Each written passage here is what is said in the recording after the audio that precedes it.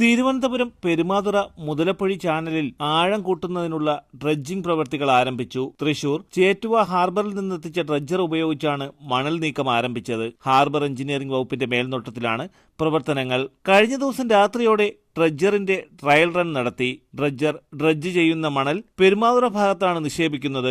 അഴിമുഖത്ത് 1,00,000 metre cubic മണൽ അടിഞ്ഞിട്ടുണ്ടെന്നാണ് harbour വകുപ്പിന്റെ കണക്കുകൂട്ടൽ. ഒരു ദിവസം 2000 മീറ്റർ വരെ മണലാണ് അഴിമുഖത്ത് നിന്നും നീക്കം ചെയ്യുന്നത്. ഒരു മാസം കൊണ്ട് മണൽ നീക്കി ഹാർബർ സുരക്ഷിതമാക്കാനാണ് ലക്ഷ്യം. അഴിമുഖത്തിന്റെ 400 മീറ്റർ നീളത്തിലും 90 മീറ്റർ വീതിയിലും 5 മീറ്റർ താഴ്ചയിലുമാണ് മണൽ നീക്കം ചെയ്യേണ്ടത്. 2021 അവസാനമായി ഡ്രഡ്ജർ ഉപയോഗിച്ച് ഇവിടെ നിന്നും മണൽ നീക്കം ചെയ്തത്. തുടർന്നുള്ള വർഷങ്ങളിൽ മണ്ണുമാന്തി യന്ത്രം ഉപയോഗിച്ച് മണൽ നീക്കാൻ ശ്രമിച്ചുവെങ്കിലും വിജയിച്ചിരുന്നില്ല.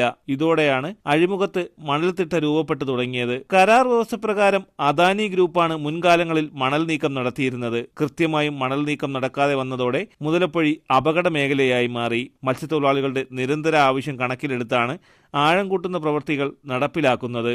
ആവശ്യമെങ്കിൽ കൂടുതൽ ഡ്രഡ്ജറുകൾ എത്തിക്കുമെന്നും ഉദ്യോഗസ്ഥർ അറിയിച്ചു. തലസ്ഥാന വാർത്തകൾ പെരുമാതുറ.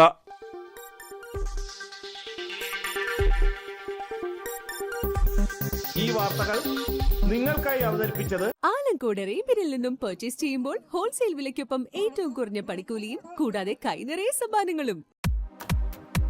നിങ്ങളുടെ സ്വപ്ന ഭവനങ്ങൾക്ക് ചാരുത പകരാൻ അന്താരാഷ്ട്ര നിലവാരത്തിലുള്ള LED ലൈറ്റുകളുടെയും ബ്രാൻഡഡ് ഇലക്ട്രിക്കൽ, പ്ലംബിംഗ്, സാനിറ്ററി ഫിറ്റിംഗ്സുകളുടെയും വമ്പൻ ശ്രേണി ഒരുക്കി CS ഏജൻസീസ് ആൻഡ് ഇലക്ട്രിക്കൽസ്.